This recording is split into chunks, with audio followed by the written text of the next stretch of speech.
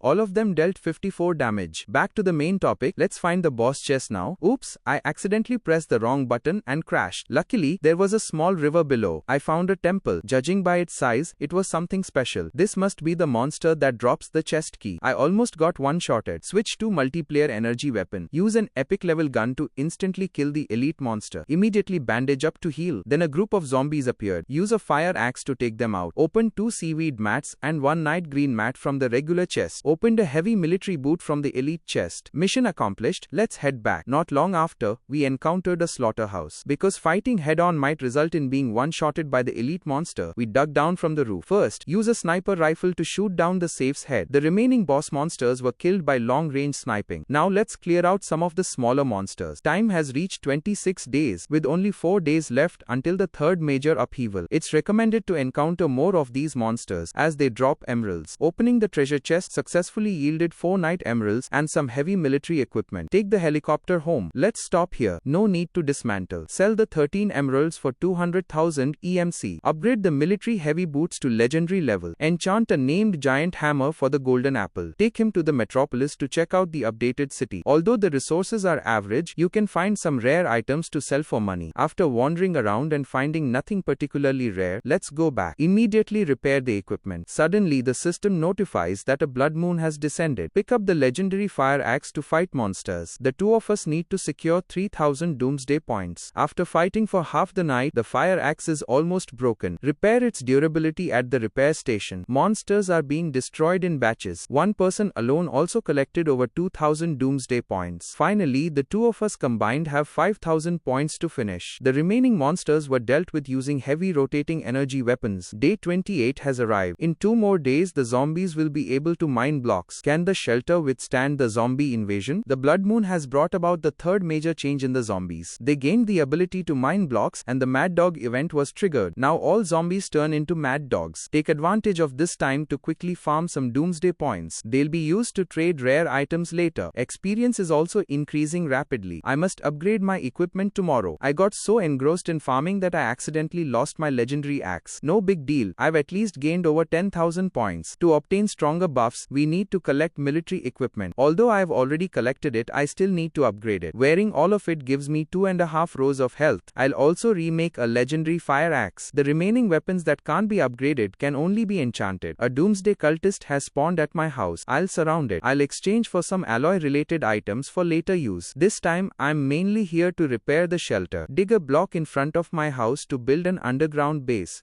But the project is too big, so I'll stop here for now. I kept hearing noises nearby. I successfully dug up a zombie gathering spot. After defeating them all, I filled the hole. The block digging is temporarily suspended, but the base construction must continue because the zombies have started dismantling blocks. It took 3 days and 2 nights to level the ground. I made 5 repair potions to repair all the weapons and equipment. To enhance the shelter's defenses, I spent a day and a night expanding the moat to 27 times its original size. Now I'm building a border tower around the moat. Suddenly, the system notified me of a blood egg descending. The base expansion is definitely not finished. I'll use the remaining time to connect the border towers. Seeing the sun showing signs of Los Angeles, I quickly fled the shelter. I don't want my house to be destroyed. This time, the blood egg rose along with the miser event. Now all monsters will turn into safe head zombies. The advantage is that you get 24 doomsday points for each one defeated. After gathering together, use fire axes to eliminate them. A night of fighting accumulated nearly 20,000 points. The blood buff ended at sunrise. Unfinished safe heads won't go to waste. Their non-blood drops are extremely generous. A complete set can even sell for over 100,000 EMC. This kind of monster should be considered a friendly creature. It sold for over $1 million in equipment and over $4 million in emeralds. Day 35 has arrived and building a shelter is urgent. These platforms can be used to place turrets. Craft some green tempered glass and buy some more. The price is exactly 114 each. It can be made harder than ordinary glass. A powerful shelter is useless without doors. In the capital, steel blocks can be used to build steel doors. These doors can only be entered and exited with an access card. Swiping a card to enter is very cool. Trade some related items with the Doomsday Believers and craft steel doors. But actually, alloy steel blocks can also be broken down into steel ingots. Steel ingots can also be used to craft many weapons. I'll leave it here and head to hell again. I plan to collect some flame rods and shadow pearls. With modern weapons, I can collect them in minutes. However, I don't want any of the treasure chests. I was originally thinking of using gold ingots to trade for shadow pearls, but I realized that directly attacking them seems more efficient. Finally, I'll use a few iron ingots to make iron buckets to hold the lava. Once I've collected everything, I probably won't need to go to hell again. As for completing the game, I plan to go back in 100 days. I'll make some platinum blocks and place them here. Now our entry and exit are very convenient. Monsters can't get in without access cards, of course. I'll fill in the pits the zombies dug under my base. I'll seal off the basement with some extra glass. Let's wait and see what happens next. There are many animals outside the high gate. I'll take them down with a sniper rifle. Through offline research, I discovered that rockets are also very powerful weapons. I'll make one and trade a few ammo boxes with the Doomsday Believer. I'll go out and test its power. I didn't expect it to have an auto-aiming function. One shot and it instantly evaporates. I quickly collect the loot. I plan to build 12 turrets on the walls of my base. After buying them from the conversion table, I place them on the bases. These turrets can be manually driven. The only drawback is that large monsters can't be killed instantly and need to be dealt with manually. I replaced the pillars on the border towers with stone walls to widen the turret's field of vision. Suddenly the system notified me that a blood moon had descended. While wandering around the border towers, I hadn't realized the seriousness of the situation. When I returned to the base, it was riddled with holes. The Doomsday Believers had also been brutally murdered by zombies. The main problem was the lack of turret protection inside the base. I left the shelter that night, deciding to fight alone. With the help of rockets, it became possible to kill large groups of monsters instantly. This also prevented my base from being destroyed. However, building high up would attract attacks, and even if I surrounded myself, the zombies would dig blocks. So there was no safe place. After the blood moon ended, there were still many geese. I used guns to shoot them down. I rushed back home to repair the holes dug by the zombies. I also simply built a roof here. I bought another set of lighting equipment and decorated it a bit to improve the lighting. Add a layer of carpet to the ground to make it harder for zombies to dig up. Then install an escape tunnel inside the house. It's easy to see that the basement we built last time is useless. So the escape tunnel must connect to the basement.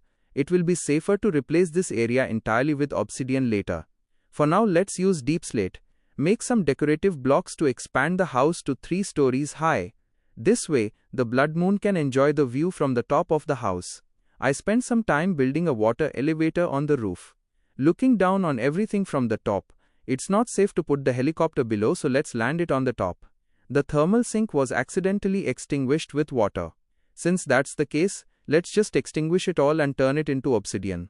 It's very hard, so zombies shouldn't be able to dig it out. So I also plan to surround the outside of the house with obsidian. Put a stone fence around the obsidian. Doomsday cultists have appeared again. Learning from last time, this time I'll use obsidian as the main material. Exchange for some alloy blocks and dismantle them. Make alloy spikes and then buy a cluster. Zombies are immune to lava damage but not to spike damage. Next, place another ring around the obsidian. Testing with the chest armor revealed that the alloy spikes deal extremely high damage. To keep the zombies impaled longer, another ring of barbed wire is needed to bind them. Take the water elevator to the rooftop. Cover it with raw stone and glass to prevent falls. Now I feel like I can directly pass 90 days. Crash the plane back home. Demolish the 4 border defense turrets. The blood moon increases zombie spawns. Moving the turrets inside the base is more practical. But for some reason, no zombies spawned during the entire blood moon. The only wave of zombies was easily stopped by the barbed wire. Well, I'm not going to play along anymore. I'll summon divine power to make it 86 days.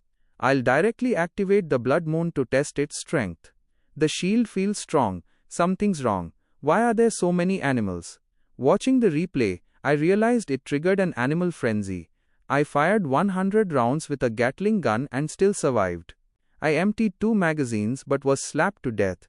It seems the blood moon is quite powerful.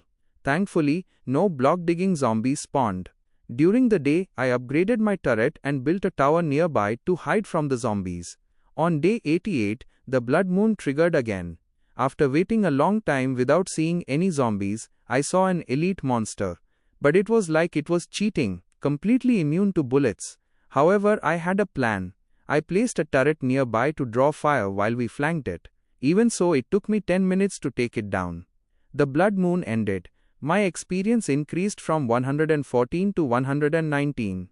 Day 89 was another blood moon. This time, no events triggered, so I tested my defenses. Standing on the rooftop attacking the zombies, I thought I could easily get through the blood moon. However, I realized the seriousness of the situation. Within a minute, my border towers were completely destroyed. 4 turrets were lost instantly. Without the protection of the turrets, I had to go up and hold them off myself. Holy crap, I realized the area beneath my base was empty. The shield is in big trouble. Could the basement be gone too? The entire escape route is blocked. Even the strongest armor set we had was instantly killed. It seems our approach to dealing with the blood moon was wrong. The entire area beneath the shelter is now a ruin. Even after the blood moon ends, it will be difficult to repair. All our supplies and equipment are back to square one. It feels like we were tricked by BitRobot. In this life, I've returned to before the blood moon. Learning from the last lesson, this time I'll fill the area with turrets. I'll buy upgrade kits to upgrade the turrets. After all, unupgraded turrets are like paper. I'll make some wall-mounted catapult traps, replicate them, and build a wall around them. Then, I'll lay catapult traps directly outside the wall. They can launch zombies dozens of meters away. So I plan to lay one wall around the base. After all this, the shelter should be able to withstand the blood moon. I refuse to believe the zombies can get in. Next, I'll do the same around the shelter. If I still have a lot of money left, I'll buy turrets. I'll let the elite monsters be swept away by the turrets. 2 days later, the 9th major upheaval will occur. The shelter is now fully constructed, but the zombies at night are always causing destruction. I placed a set of bouncy traps around the barbed wire fence. I refuse to believe that so many traps can't stop the zombies. Unless it's a blood moon, we should be able to handle it easily. Suddenly, I realized we only had 20,000 yuan left. I sold all the valuables in the house, regaining 2 million EMC. I then spent a large sum on super alloy steel blocks, preparing to build the safest little house. The main body of the house was entirely made of steel blocks. Suddenly, the system notified us that a blood moon would descend tonight. But it's not yet the 100th day. There's no need to hide here. After catching this wave of zombies, I quickly returned to the shelter. The monster spawn rate surged, so I picked up a rocket and fired at the zombies. I used a Gatling gun to sweep the geese in the sky.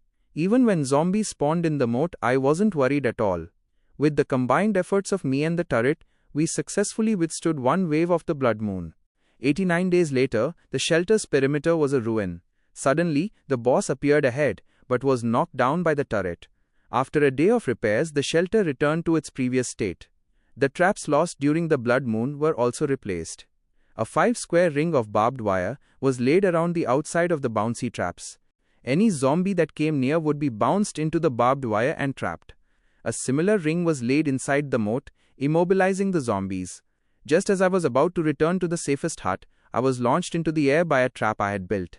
I even ended up in a mine, albeit a shallow one, where I could collect a large amount of coal. A set was worth 8,000 coins. I returned to the hut to continue building. I laid traps to keep the zombies away.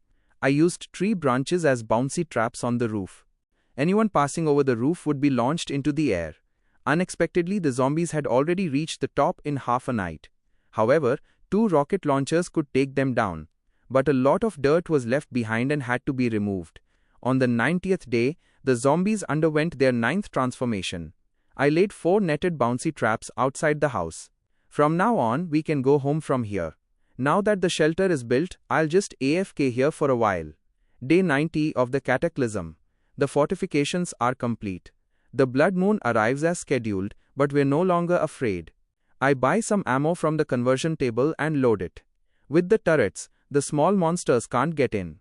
It's the last 10 days, let's fight a dragon. I was just about to go home to find the Shadow Pearl when I discovered my house had been raided. But fighting the dragon is the priority. At daybreak, I set off to find the Inkland fortress. I crafted the Shadow Eye and determined the approximate direction. Then I used the jump trap to increase my movement speed. Day 91 has arrived, only 9 days left until the final change. I must knock down the safes I encounter along the way, as they drop emeralds which I can sell for money. After tireless effort, I finally arrived at a village. The fortress should be beneath the village. I picked up the leaf emerald and dug straight down. Luckily, I dug up the door. I bought a set of golden apples for food. I quickly activated the portal. I tried to shoot it with the rocket launcher, but one shot wasn't enough to kill it. Switching to the Gatling gun will quickly take them down. Gain a lot of experience and dragon eggs. Then use the Shadow Pearl to teleport into the Crescent Moon Gate. Fortunately, zombies don't spawn in the Inkland. This allows us to safely search for winged creatures. Along the way, kill a few Shadow Men to obtain Shadow Pearls. Upon arriving at Inkland City, first cut down the Shadow Men in front. Use the levitation to reach the top. The ship ahead should be where winged creatures spawn. Throw a Shadow Pearl over to check. Take the healing potion from the brewing stand. Inside the ship, be sure to check these 2 chests. Unfortunately, the diamond breastplate isn't very strong in this update. Take the winged creatures and leave. Return to the shelter by committing suicide. Repair the walls destroyed by the Blood Moon zombies. They only destroyed a very small number of blocks in one night.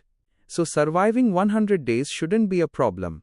Today is the 92nd night, and another Blood Moon will occur. With the help of the turrets, we can just leave it running. After building a trap layer on the walls, return to the safest room for AFK farming. This time, we're going to leave it hanging for 99 days straight. The morning of the 99th day of the cataclysmic event. Tonight the zombies will cause the final cataclysmic event.